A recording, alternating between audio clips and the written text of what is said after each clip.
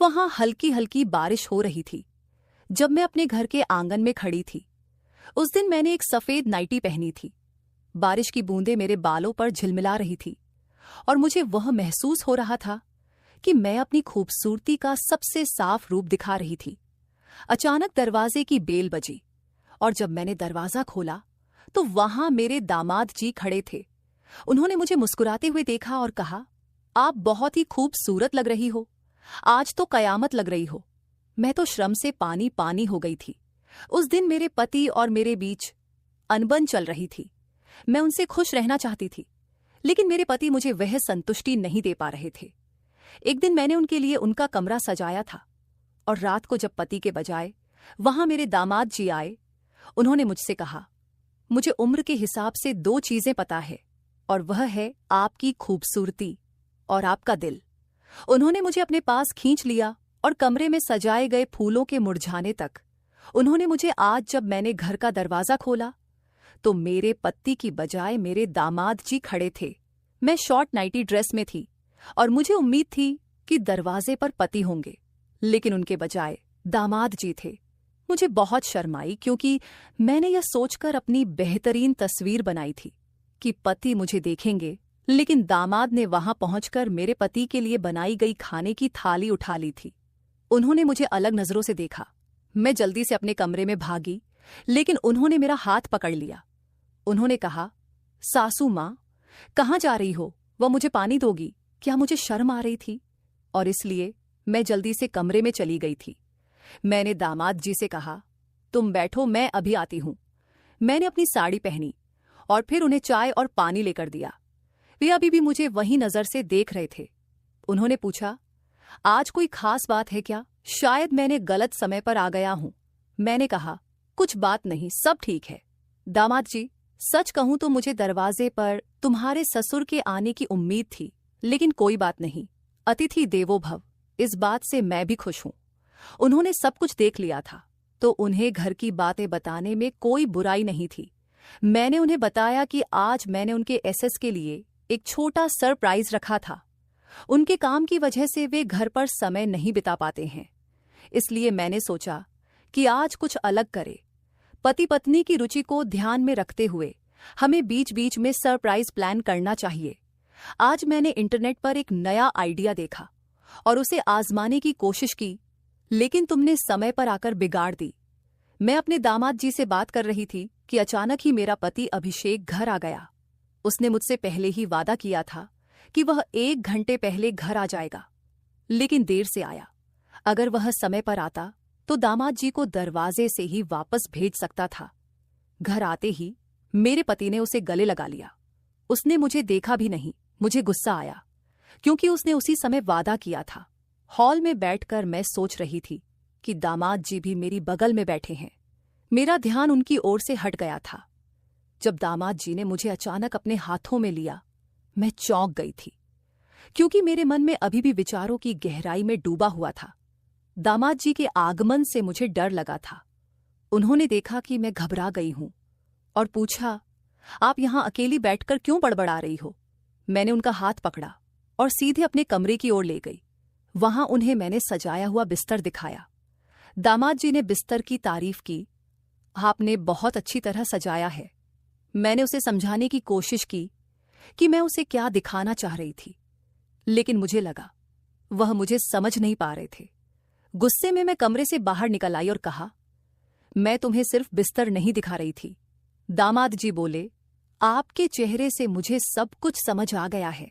आपकी पसंद गलत निकली। वे अभिषेक के बारे में बात करते हुए बोले, ससुर जी का भाग्य अच्छा है कि उसे आप जैसी मिली है। दामाद जी ने मेरी सुंदरता की तारीफ की, जिसे सुनकर मेरा गुस्सा धीरे धीरे ठंडा हो गया। मैंने उनके साथ बहुत सारी बातें की और उन्होंने मुझे समझाया कि उनसे अपनी समस्याओं को साझा कर सकती हूँ। वे बोले, आप चिंता मत करो, मैं हूं ना। आपके लिए उनकी बात सुनकर मेरा मन हल्का हो गया और मैं अपने कमरे में वापस चली गई। अब मैं अभिषेक की ओर पीठ करके सो गई थी। अभिषेक अगले दिन भी जैसे हर दिन की तरह अपना खाना लेकर काम पर निकल गए। दामाद जी अभी भी घर पर ही थे। उन्होंने बताया कि उन्हें 10 बजे ऑफिस में जाना है। दामाद जी 30 साल के थे लेकिन उन्हें देखकर कोई भी मान सकता था कि वे बहुत हैंडसम और फिट दिखते थे। वे नहाकर तैयार होकर बाहर आए, लेकिन उन्होंने केवल तौलियां लपेटे हुए थे। उन्हें देखकर मुझे उनकी देखभाल का ध्यान गया। दामाद जी ने सीधे किचन में जाकर अपने व्यवस्थित तरीके से तैयारी शुरू की। मैंने उन्हें देखकर खुद को एक क्षण के लिए बंद कर लिया। उनकी देखभाल को देखते हुए मैं थोड़ी शर्मिंदगी महसूस कर रही थी। कुछ ही देर बाद दामाद जी पूरे कपड़े पहने हुए वापस आए। जब उन्होंने घर लौटने पर मुझसे मुलाकात की तो मैंने उनसे बरियत की कि मुझे घर के कामों में मदद चाहिए। उनके साथ होने से मुझे अपने घर का माहौल भरा हुआ महसूस हो रहा था। ऐसा लग रहा था कि मेरे आसपास कोई अपना है। उस दिन दामाद जी ने ऑफिस जाने से पहले मुझे एक नया आइडिया दिया। उन्होंने मुझे कैंडल लाइट डिनर के बारे में सुझाव दिया। वे कहने लगे, सासू जी, कल मैंने जल्दी आकर आपका प्लान फैला दिया था। आज रात मैं थोड़ी देर से घर आऊंगा। अगर जरूरत पड़ी तो बाहर से खाना खा लूंगा। आप और ससुर जी अपना समय बिता सकते हो। मैं आप दोनों को डिस्टर्ब नहीं करूंगा। दामाद जी ने मुझे कैंडल लाइट डिनर के रोमांटिक बनाने के तरीके भी सिखाए थे। इसी बीच मैंने अभिषेक को फोन किया, लेकिन उसने मेरा कॉल नहीं उठाया। मैंने उसे टेक्स्ट मैसेज भी भेजा, जिसमें वह बस ओके ही कहकर जवाब दे दिया। शाम को तैयारियां भी की थीं, पर अभिषेक ने दिन भर मुझसे कोई बात नहीं की थी। फिर भी जब उसने जल्दी घर आकर मुझे देखा, मुझे थोड़ा थका हुआ लग रहा था। मैंने उसके साथ डिनर किया, लेकिन बाकी चीजों के लिए मैं उससे फोर्स नहीं कर सकी, क्योंकि वह पहले ही मुझे थका हुआ लग रहा था।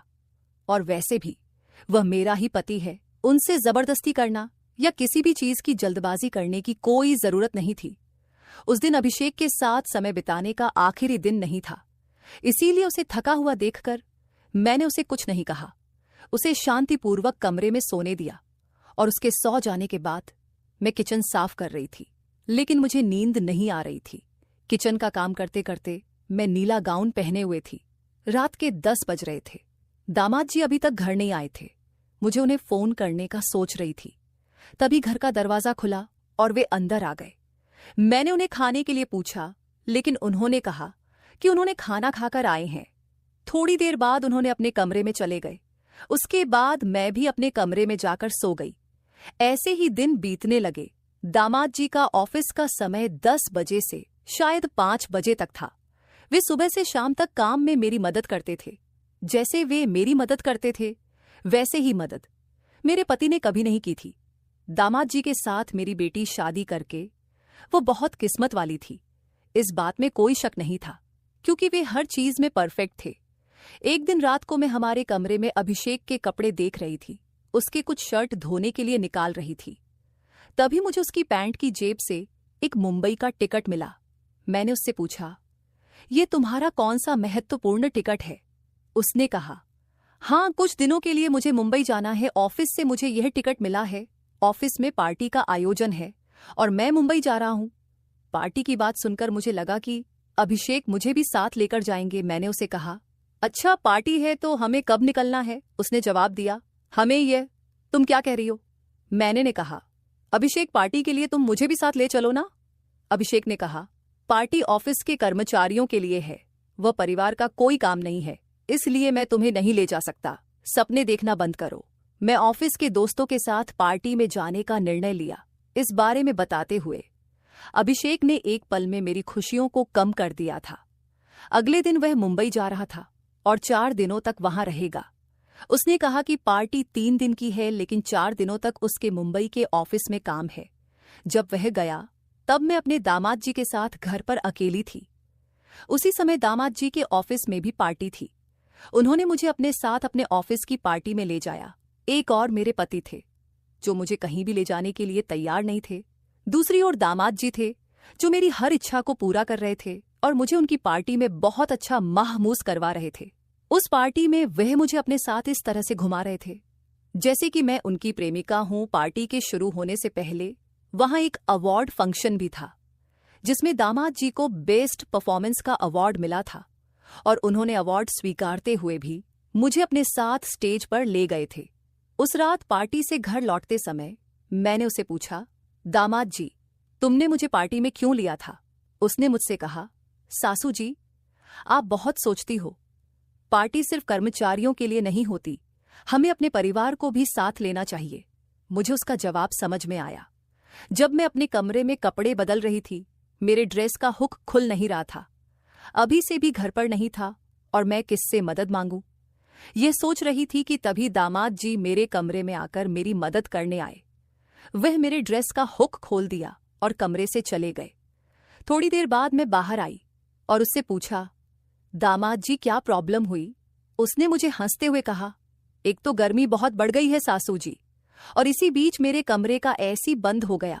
अब रात भर मैं एसी के बिना कैसे सोऊंगा? घर में सिर्फ 2 ही एसी थे, एक मेरे कमरे में और एक गेस्ट रूम में। दामाद जी गेस्ट रूम में सोते थे। जब उन्हें पता चला कि मेरे कमरे का एसी खराब हो गया है तो मुझे उन्हें अपने कमरे में सोने के लिए ना पड़ा। उस रात दामाद जी मेरे कमरे में मेरे बिस्तर पर सोए थे और अभिषेक की जगह उन्होंने ले ली थी। मुझे रात भर नींद नहीं आई और मैं बहुत असहज महसूस कर रही थी। अगले दिन दामाद जी की छुट्टी थी और घर का राशन भी खत्म हो गया था। मुझे राशन खरीदने बाहर जाना था, लेकिन अभिषेक ने पैसे देकर नहीं गया था। जब मैंने खाना बनाने का सोचा तो राशन में एक चीज थी तो दूसरी खत्म हो गई थी। मेरे पास भी पैसे नहीं बचे थे। मैंने अभिषेक को फोन करना शुरू किया। तभी दामाद जी ने मुझे रोक दिया। उन्होंने कहा, अब मैं भी इस घर का सदस्य हूँ। इस महीने का राशन मैं भर दूंगा। आज दोपहर का खाना हम बाहर ही करेंगे। मैंने उनकी बात मान ली और तैयार होकर कुछ समय बाद हम बाहर जाने लगे।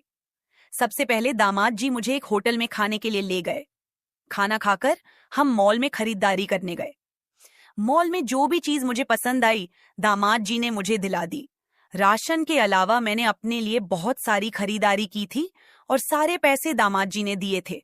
अभिषेक हमेशा मेरे पीछे चिल्लाता था अगर मैंने राशन के अलावा कुछ भी ज्यादा लिया तो, लेकिन दामाद जी ने एक शब्द भी नहीं कहा। उन्होंने मुझे जो भी चाहिए था वह दिला दिया। उनके व्यवहार से कभी कभी ऐसा लगता था जैसे वह मेरा दिल जीतने की कोशिश कर रहे हों। उस रात मैंने मॉल से खरीदा हुआ नाइट ड्रेस पहना हुआ था। मुझे उस ड्रेस में देखकर दामाद जी मेरी तरफ देखते ही रह गए और कहा, सासू जी आप तो बहुत सुंदर लग रही हो। उस रात भी वह मेरे साथ मेरे कमरे में सोए थे। आधी रात को अनजाने में मैंने अपनी जगह बदलकर उनसे सटकर सो गई। सुबह जब मेरी आंख खुली तो मैं उनके बहुत करीब थी। मैं तुरंत उठकर दूर हो गई और अपने काम में लग गई। आज भी उन्होंने छुट्टी ली थी। नाश्ता करने के बाद मैं किचन में बर्तन साफ करने लगी। अचानक वह मेरे पीछे आ गए और मेरे पेट में चुटकी काट ली। उनके छूने से मैं हिल गई और संतुलन खो बैठी, जिससे मैं उनके ऊपर गिर गई।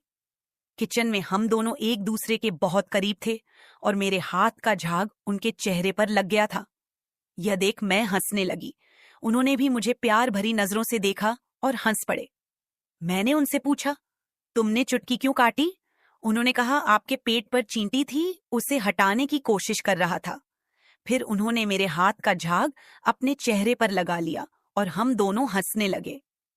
धीरे धीरे उन्होंने मुझे पीछे से गले लगा लिया और हमारे बीच की मर्यादा भूलने लगी।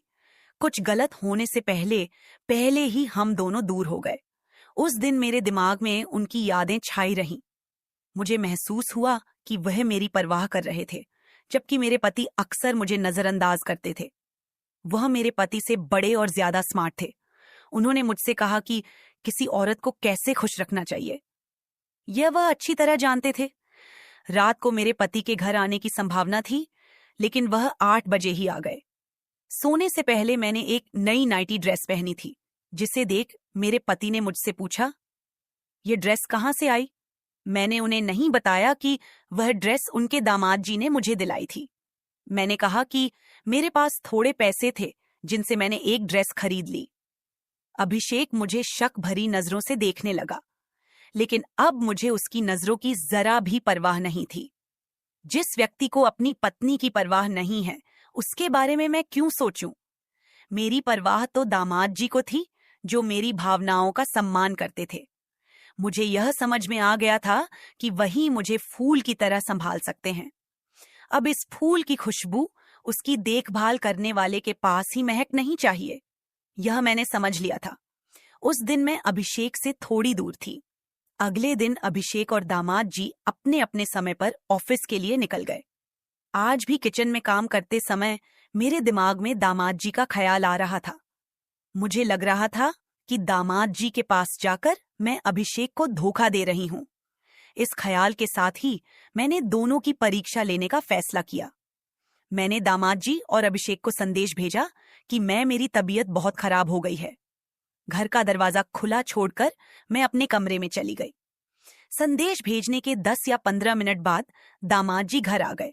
घर में आते ही वह मेरे कमरे में आए और मेरी हालत चेक करने लगे।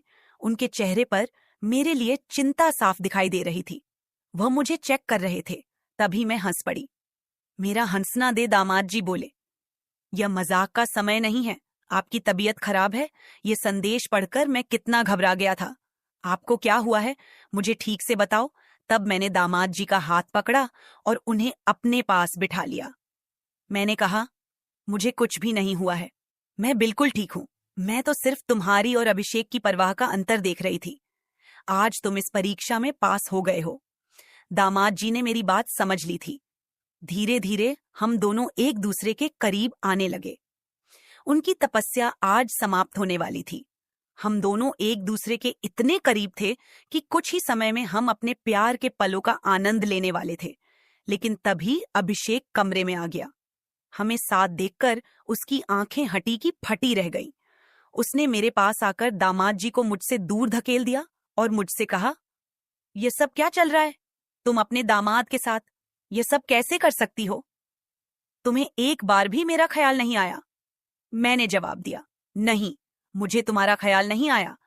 जब तुम अपनी गायत्री के साथ होते हो तब क्या तुम्हें एक बार भी अपनी पत्नी का ख्याल आता है? मेरी तबीयत खराब होने का मैसेज भेजने पर भी तुम घर नहीं आए। मुझे पता था कि तुम नहीं आओगे, इसलिए मैंने जानबूझकर तुम्हें मेरा और दामाद जी का एक साथ सेल्फी वाला फोटो भेजा था। मैंने तुम्हें भेजे हुए मैसेज में भी जानबूझकर लिखा था कि मैं उनके साथ रिश्ता बढ़ा रही हूं। वैसे भी तुम शक करने में एक्सपर्ट हो, लेकिन शक तभी करना चाहिए जब आपका खुद का चरित्र साफ हो। अगर तुम्हें लगता है कि तुम सही हो तो मेरा और दामाद जी का रिश्ता भी सही है। मुझे इसमें कुछ भी गलत नहीं लगता। कुछ भी बकवास मत करो। कौन सी गायत्री अभिषेक का नाटक शुरू हो गया था। तब मैंने उसे उसकी और उसकी प्रेमिका की तस्वीरें दिखाई। मुझे उसका सारा सच पहले से ही पता चल गया था, लेकिन मैं उसके प्यार के लिए सब्र कर रही थी और उस घर में रुकी हुई थी। मैंने उससे कहा, अभिषेक, तुम और कितना झूठ बोलोगे? ऑफिस का काम और मीटिंग बताकर उस लड़की को बाहर शहर ले जाकर तुम उसके साथ समय बिताते हो, उस पर कितने पैसे खर्च करते हो। लेकिन पत्नी ने एक चीज मांगी तो उसके लिए खर्च का रोना रोने लगते हो। तुम्हारी सच्चाई जानते हुए भी मैं तुम्हारे घर में रुकी हुई थी। तुम्हें खुश करने के लिए कभी कम सजाती तो कभी कैंडल लाइट डिनर का आयोजन करती थी। शायद मुझसे कुछ गलती हुई होगी। तुम्हें जो प्यार चाहिए था वह मैं तुम्हें नहीं दे पा रही थी। मैं खुद को दोषी मानती थी, लेकिन दामाद जी ने समय पर मुझे तुम्हारा सारा सच बता दिया था। अच्छा हुआ, वरना मैं खुद को दोषी मानते हुए डिप्रेशन में चली जाती और अपने साथ कुछ बुरा कर बैठती। उन कठिन परिस्थितियों में दामाद जी ने मुझे संभाला था। हाँ, तुम हमें जिस शक की नजर से देख रहे थे वह नजर एक बार हटा लो दामाद जी, और मेरे बीच कुछ भी गलत नहीं है। हम सिर्फ तुम्हें सबक सिखाने के लिए यह नाटक कर रहे थे। आज जो तुमने देखा वह भी इसी नाटक का हिस्सा था। अगर तुम मुझे किसी दूसरे आदमी के साथ नहीं देख सकते तो मैं तुम्हें किसी दूसरी लड़के साथ कैसे देख सकती हूं? अब अभिषेक मेरे सामने सिर झुकाए खड़ा था। मैंने अपना बैग उठाया और मायके जाने लगी, क्योंकि अब मैं और कुछ सहन नहीं कर सकती थी। एहसास हो गया था और उसने मुझे जाने से रोक लिया। उसने मुझसे माफी मांगी और वादा किया कि आज के बाद वह किसी दूसरी लड़की के पीछे नहीं जाएगा और मेरे साथ वफादार रहेगा। दामाद जी ने मेरी मदद की, इसके लिए मैंने उनका धन्यवाद किया। आज दामाद जी की मदद से मैं अपनी गृहस्थी बचा पाई। आजकल बहुत से लोग, चाहे पुरुष हो या स्त्री, अपना अच्छा खासा परिवार होते हुए भी बाहर प्यार में पड़ जाते हैं। यह एक ट्रेंड नहीं है कि बाहरी व्यक्ति आपको आपके परिवार के सदस्यों की तरह संभाल सकता है। वह केवल अपनी जरूरतें पूरी करेगा। एक्स्ट्रा मैरिटल अफेयर के बढ़ते मामलों की वजह से तलाक के केस भी बढ़ते जा रहे ऐसे समय में किसी भी स्त्री का तुरंत मायके जाना अपने पति को आजादी देने जैसा होता है। इसीलिए परिस्थिति से भागने के बजाय उसका सामना करना चाहिए, चाहे पति कितना भी गलत रास्ते पर क्यों ना चल पड़े। एक पत्नी ही है जो उसे सही मार्ग पर ला सकती है। यह हर स्त्री को समझना चाहिए। तो दोस्तों, ये थी आज की कहानी। आपकी क्या राय है इस पर हमें कमेंट में जरूर बताएं। अगर आपको वीडियो अच्छी लगी हो तो लाइक, शेयर और सब्सक्राइब करना ना भूलें। धन्यवाद। मिलते हैं कल एक और आज नई मैं आपको कहानी के अपनी साथ। और मेरे बेटे की एक खास कहानी सुनाने जा रही हूँ। मेरा बेटा जो हॉस्टल में रहकर पढ़ाई करता है, जब छुट्टियों में घर आता है तो हम खूब मस्ती करते हैं। वह अक्सर घर आने के बाद कहता है कि हॉस्टल में रहकर वह बोर हो गया है और कुछ नया करना चाहता है। इस बार जब वह घर आया तो उसने मुझसे कहा, माँ चलो कहीं घूमने चलते हैं। मैंने उसकी बात मान ली और हम दोनों ने मिलकर नैनीताल घूमने का प्लान बना लिया। तुरंत हमने पैकिंग कर ली और अगले ही दिन नैनीताल के लिए निकल पड़े। नैनीताल पहुंचने पर हमने एक होटल में कमरा बुक किया। हमें वहां बहुत मजा आ रहा था, पर जो हुआ वह मेरे लिए बिल्कुल अप्रत्याशित था। रात होते ही मेरा बेटा अजीब तरीके से पेश आने लगा। वह मुझे पत्नी की तरह बर्ताव करने लगा, जो मेरे लिए चौंकाने वाला था। मैं यह सब समझ ही नहीं पाई कि उसके मन में क्या चल रहा था। आप आगे की कहानी तो खुद ही समझ सकते हैं, लेकिन यह पल मेरे लिए काफी उलझन भरा और अविश्वसनीय था। जैसा कि मैंने पहले बताया, मेरा नाम पल्लवी है और मेरी शादी एक अमीर परिवार में हुई थी। मेरे पति एक बड़े बिजनेसमैन हैं और अक्सर विदेश में अपने काम के सिलसिले में व्यस्त रहते हैं। शादी के 1 साल बाद मुझे एक बेटा हुआ, लेकिन उस खास मौके पर भी मेरे पति मेरे साथ नहीं थे। ये मेरे जीवन का सबसे कठिन और भावनात्मक पल था, क्योंकि एक औरत के लिए मां बनने का अनुभव सबसे महत्वपूर्ण होता है। लेकिन मेरे पति ने कभी मेरी भावनाओं की कदर नहीं की। ज्यादातर समय वे विदेश में ही रहते थे और मैंने अपने बेटे की परवरिश अकेले ही की। 5वीं कक्षा तक वह मेरे साथ ही रहा, लेकिन फिर एक दिन मेरे पति अचानक आए और उसे बोर्डिंग स्कूल भेजने का निर्णय लिया। मैंने अपने बेटे को अच्छे संस्कार और पढ़ाई दी, लेकिन वह दूर हो गया और शायद उसी दूरी ने हमारे बीच कुछ ऐसा पैदा कर दिया जो मैंने कभी सोचा भी नहीं था। अब आप सोच रहे होंगे कि आखिर ये कहानी कहाँ जाकर खत्म होती है, तो चलिए इस सफर की शुरुआत यहीं से होती है। कुछ साल बोर्डिंग स्कूल में बिताने के बाद मेरे बेटे को पढ़ाई के लिए मलेशिया भेज दिया गया। वह वहां हॉस्टल में रहकर पढ़ाई कर रहा था। जब बेटा और पति दोनों दूर हो गए तो मेरा जीवन अचानक खाली सा हो गया। अकेलापन मेरे जीवन का हिस्सा बन गया और यह समय के साथ बढ़ता ही चला गया। पति तो कभी कभार ही फोन करते थे और बेटे से भी केवल औपचारिक बातें होती थी। इसने मुझे भीतर से खोखला कर दिया। मुझे ऐसा लगने लगा था कि मेरे पति विदेश में किसी औरत के साथ हैं। लेकिन ये बात मैंने कभी अपने बेटे से साझा नहीं की, क्योंकि मैं नहीं चाहती थी कि उसके दिल में अपने पिता के लिए कोई कड़वाहट पैदा हो। समय बीतता गया और मैं मानसिक और शारीरिक रूप से कमजोर पड़ने लगी। डॉक्टर ने मेरी हालत को देखते हुए कहा कि मुझे किसी के साथ की जरूरत है और मस्ती और सुकून भरी जगह पर जाने की सलाह दी। उन्होंने मेरे बेटे को भी फोन करके यह सब बताया। अगले ही दिन मेरा बेटा गर्मी की छुट्टियों में घर आ गया। उसने मुझसे कहा, मम्मी आप अपना सामान पैक कर लो, हम नैनीताल चल रहे हैं। पहले तो मैं मना करती रही, लेकिन वह जिद पर अड़ गया और कहा कि यह यात्रा मेरे लिए जरूरी है। उसने कहा, मम्मी अपने लिए कुछ अच्छे कपड़े भी पैक कर लेना, जैसे आप शादी से पहले पहनती थी। मैं थोड़ी हिचकिचा, लेकिन बेटे की खुशी के लिए मैंने अच्छे कपड़े पैक कर लिए। हमारी ट्रेन रात 11 बजे की थी और अगले दिन हम नैनीताल पहुंच गए। वहां एक होटल में रुकने का इंतजाम किया और हमने कुछ समय बाद शहर घूमने का प्लान बनाया।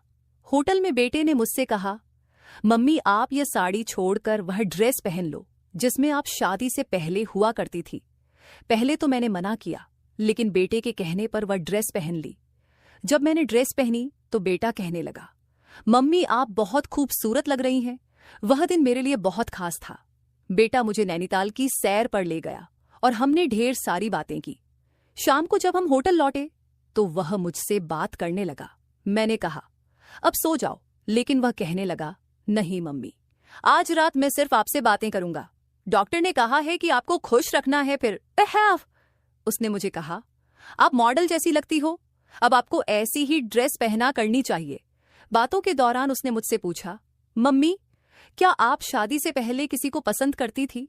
मैंने हंसते हुए कहा, तुम यह किस तरह के सवाल कर रहे हो? लेकिन वह हंसता रहा और मुझसे कहने लगा, बताओ ना मम्मी। मैं भी बेटे के इस अंदाज पर मुस्कुराई और उसे अपनी कुछ पुरानी बातें बताई। उसने मुझसे कहा, मम्मी, अब मैं आपका सबसे अच्छा दोस्त हूं, आप मुझसे हर बात शेयर कर सकती हो। उस रात बेटे ने मेरे अकेलेपन को पूरी तरह से दूर कर दिया। मैंने महसूस किया कि अब मैं खुश रहने लगी हूं, जैसे मुझे किसी ने जीवन की नई ऊर्जा दे दी हो। अगले दिन हम स्विमिंग पूल में भी गए और ढेर सारी मस्ती की बेटे ने मुझे यकीन दिलाया कि वह हमेशा मेरा साथ देगा और साल में एक बार हम जरूर कहीं घूमने जाएंगे। फिर उसने मुझे कहा, मम्मी, आपको खुश रखने का जिम्मा अब मेरा है। अब मैं आपकी जिंदगी में वही जगह लेना चाहता हूं जो पापा ने कभी नहीं दी। उसकी बातों ने मुझे एक नया एहसास दिया। उसने न केवल मेरा साथ दिया, बल्कि मुझे वह अपनापन भी महसूस कराया जो मैंने इतने सालों से खो दिया था। उस पल मैंने महसूस किया कि मेरे बेटे में ही वह सच्चा साथी है जो मुझे मेरे पति कभी नहीं दे पाए। उसके बाद तो आप खुद ही समझदार हैं मित्रों। एक चीज आपसे मैं जरूर कहना चाहूंगी कि रिश्तों की मर्यादाओं का कभी उल्लंघन मत करना, क्योंकि रिश्तों की डोर बड़ी नाजुक होती है जो बहुत साधारण से खिंचाव की वजह से टूट जाती है। सीमाओं में रहकर रिश्तों का सम्मान करें, तभी रिश्ते लंबे चलते हैं। ना एजाज रिश्ते बनाकर समाज में अश्लीलता का प्रदर्शन ना करे।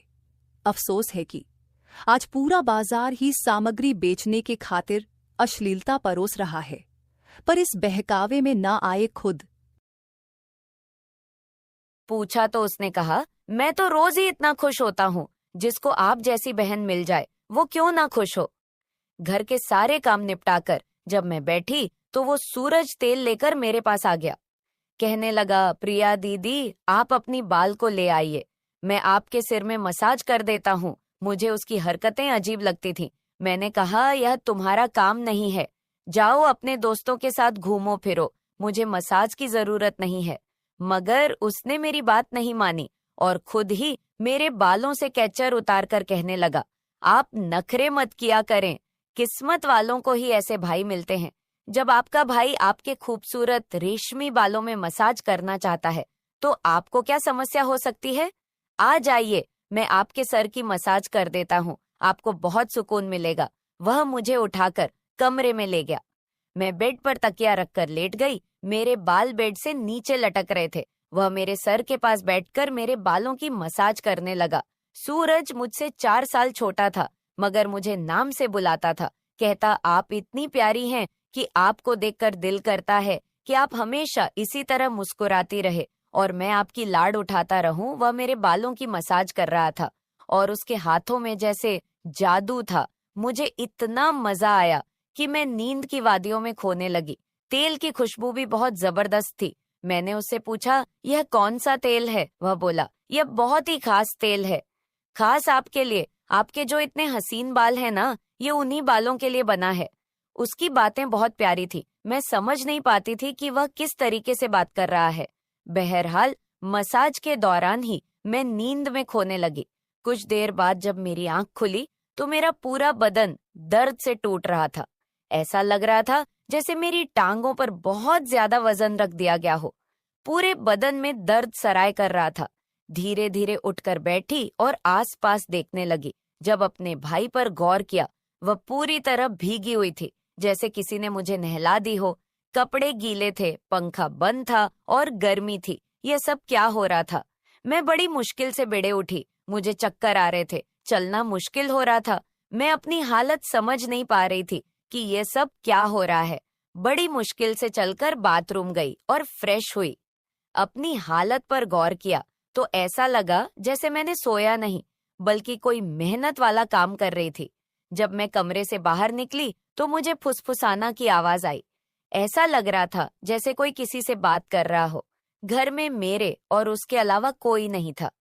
फिर वह किसके साथ बात कर रहा था? मैं पहले किचन में पानी पीने गई, मगर तब तक आवाज आनी बंद हो गई थी। मैं किचन के दरवाजे के पास खड़ी थी। जब वह व्यक्ति बैठक से निकला, उसके हाथ में काफी पैसे थे, जिन्हें देखकर वह मुस्कुरा रहा था। मेरे माथे पर बल पड़े। अगले ही पल उसकी नजर मुझ पर पड़ी। मुझे देखकर कहने लगा, प्रिया, आप उठ गई। मैं चलते हुए उसके करीब आई। वह हड़बड़ाकर पैसे अपनी पैंट की जेब में डाल रहा था, मगर मैंने उसका हाथ पकड़कर उन पैसों को सामने लाकर कहा, इतने पैसे तुम्हारे पास कहाँ से आए? वह नजरें झुका चुका था। कहने लगा, आप प्लीज पापा को मत बताना। मैं ताज्जुब में थी कि उसने ये पैसे पापा के क्यों नहीं दिए। मैंने सख्ती से पूछा तो वह सहम गया। कहने लगा, यह पैसे तो पापा के एक दोस्त ने कई साल पुराने कर्ज के रूप में लौटाए थे। मैंने सोचा था कि इनसे ही मोबाइल लूंगा, लेकिन उसने पैसे मुझे थमा दिए। मैंने कहा, हाँ, तुमने अच्छा किया। घर के हालात देखो किस कदर खराब हैं। हमारे माँ बाप दोनों नौकरी कर रहे हैं और तुम मोबाइल लेने की बात कर रहे हो। वह शर्मिंदा था नैन ने। वह पैसे रात को पापा को दे दिए थे। उस रात उसने मुझसे कोई बात नहीं की और जल्दी सोने चला गया। अगले दिन मैं किचन में काम कर रही थी जब सूरज अपने दोस्तों के साथ घर में दाखिल हुआ। वह जितनी हैरान होती उतना कम था, क्योंकि वह अपने दोस्तों को सीधा लाउंज में ही ले आया था। उस वक्त मैं दुपट्टा उतारकर बर्तन धो रही थी। जब वह सब हंसते हुए अंदर आए, मैंने तुरंत दुपट्टा किया और फिर सूरज को समझाने लगी कि यह क्या तरीका है। तुम जानते हो इस वक्त मम्मी पापा घर नहीं है, फिर भी इन लोगों को घर ले आए हो। सूरज कहने लगा, ये मेरा घर है। जब आपको मेरा ख्याल नहीं है तो मैं आपका ख्याल क्यों करूं? अच्छा खाना तैयार करो, मेरे बहुत खास दोस्त हैं। वह मुझसे का काफी नाराज हो चुका था, मगर अब मैं क्या करती? खाना तो बनाना जरूरी था। मैं उसके दोस्तों के लिए खाना बनाने लगी तो वह बोला, खाना परोसने भी तुम खुद ही आओगी। मुझे सूरज का रवैया हैरान कर रहा था। छोटी सी बात पर वह ऐसे कैसे बदल सकता था? मैंने खाना टेबल पर लगा दिया। मैंने गौर किया कि उसके दोस्त बार बार मुझे घूर कर देख रहे थे। वे सभी सूरज की उम्र से बड़े थे और अजीब तरीके से घूर रहे थे, जैसे कच्चा ही खा जाएंगे। मैं अपने कमरे में बंद होकर रह गई। जैसे ही वे गए तो मैं सूरज पर फट पड़ी कि दोबारा तुम्हारे दोस्त मुझे इस घर में नजर ना आए। मगर वह तो अगले ही पल मेरे गाल थाम कर कहने लगा, इतना गुस्सा कहाँ से आता है? उन्होंने नहीं आएंगे वे दोबारा। मगर आप इस बारे में मम्मी पापा को कुछ नहीं बताएंगे। कैसा लड़का था यह, कभी प्यार जताने लगता तो कभी चिढ़ने लगता। बहरहाल मैंने हमें सर हिला दिया और अपने कमरे में चली गई। मुझे सूरज की हरकतें कुछ मुश्किल सी लगने लगी थी, क्योंकि वह मुझे अजीब तरह से देखने लगा था। उस रोज भी जब मैं अपने कमरे में आराम करने के लिए सोई तो अचानक मुझे अपने पैरों पर किसी के हाथ महसूस हुए। मैंने आंखें खोली तो सूरज मेरे पैरों को अपनी गोद में रखकर मसाज दे रहा था।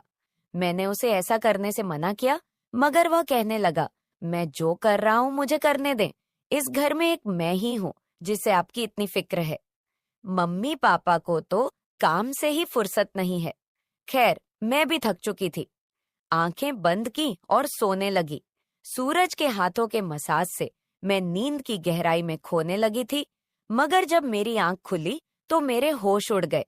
मेरा सर बुरी तरह चकरा रहा था। बिस्तर की चादर बिल्कुल बेतरतीब हो चुकी थी। बिस्तर पर एक शर्ट और एक मेल परफ्यूम पड़ा था। यह सामान किसका था? मैं तो कुछ भी बोल नहीं सकी। सर में इतनी तेज दर्द था कि मैं दोबारा बिस्तर पर गिर गई। ऐसा लग रहा था जैसे किसी ने मुझे बेहोशी की दवा पिला दी हो। मुझे पास में फुसफुसाना दे रही थी, मगर कौन बोल रहा था यह मैं पहचान नहीं सकी। मुझे तो बस सूरज की आवाज सुनाई दे रही थी। ऐसा लग रहा था जैसे वह मेरे कमरे में मौजूद हो और मुझे उठाने की कोशिश कर रहा हो। कुछ देर बाद जब मेरी आंख खुली तो सारा दृश्य मेरी नजरों के सामने घूमने लगा। मैंने सबसे पहले बेड की तरफ देखा जहां शर्ट और परफ्यूम पड़े थे, मगर अब वहां कुछ भी नहीं था। आज फिर मेरी हालत बड़ी अजीब थी। मैं बच्ची तो नहीं थी जो यह सब कुछ समझ ना पाती। घर में मेरे और सूरज के अलावा और कोई नहीं था। फिर मेरे सोने के बाद ऐसा क्या होता था कि मेरा पूरा शरीर पानी से नहला दिया गया हो। सिर्फ इतना ही नहीं, मेरा शरीर दर्द से चूर था और रंगत भी बिल्कुल पीली हो चुकी थी। दिन बदिनी भी सूरज मेरे करीब आने की कोशिश कर रहा था, मगर मैं बहाना बनाकर अपने कमरे में आ गई थी। दिमाग में अजीब से विचार आने लगे थे। तबीयत भी काफी खराब थी। मेरी हालत देखकर माँ भी परेशान होने लगी। उन्होंने कहा कि वे अगले दिन ऑफिस से छुट्टी लेकर मुझे डॉक्टर के पास ले जाएंगी ताकि पता चल सके कि मुझे क्या समस्या है। उस रात मैं बार बार उठ रही थी और ठीक से सो नहीं पाई। अगले दिन मेरे माता पिता हमेशा की तरह अपने काम पर चले गए थे। उन्हें शायद मेरी परवाह नहीं थी। मैं खुद ही डॉक्टर के पास गई, जहां अल्ट्रासाउंड में पता चला कि मैं गर्भवती हूँ। आखिर ये सब मेरे साथ कौन कर सकता था? सूरज मेरा भाई था, लेकिन फिर मेरे दिमाग में यह बात आई कि मैं उसे सगा भाई समझती हूँ। बात ऐसी थी कि किसी से छिपी नहीं थी कि मेरा सौतेला भाई है। वह मेरी माँ की दूसरी शादी से है, जबकि मैं माँ की पहली शादी की औलाद हूँ। इस तरह की बातें मुझे गलत सोचने पर मजबूर कर रही थी। समझ नहीं आ रहा था कि कैसे अपने माँ बाप को यह बात बताऊं। अयान मेरा सौतेला भाई जब मेरे पास बैठता तो कभी मेरा हाथ पकड़ता तो कभी मेरे गाल खींच देता। एक दिन मैं अस्पताल गई और अबॉर्शन से पहले डॉक्टर से कहा कि इस बच्चे का डीएनए टेस्ट करें। डॉक्टर ने रिपोर्ट दी और जब मैंने देखा तो मेरी सांसें थम गई। जो मैं समझ रही थी वैसा कुछ नहीं था।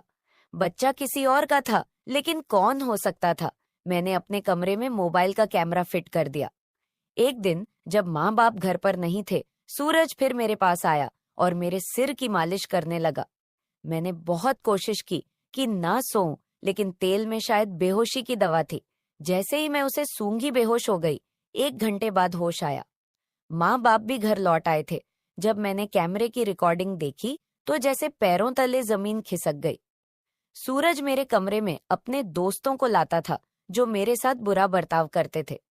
अपना काम पूरा करने के बाद वे सूरज को पैसे देते और चले जाते। यह जानकर मैं टूट गई थी। मैंने कमरे से बाहर जाकर सूरज का गिरेबान पकड़ा और थप्पड़ की बरसात कर दी। मम्मी पापा भी आ गए और पापा ने गुस्से से मेरे हाथ पकड़ लिए। होश में हो क्या? पागल हो गई हो? क्यों मार रही हो इसे? मैंने रोते हुए वीडियो दिखा दी कि यह जलील इंसान मेरे साथ क्या कर रहा था। वीडियो देखकर माँ फर्श पर गिर पड़ी।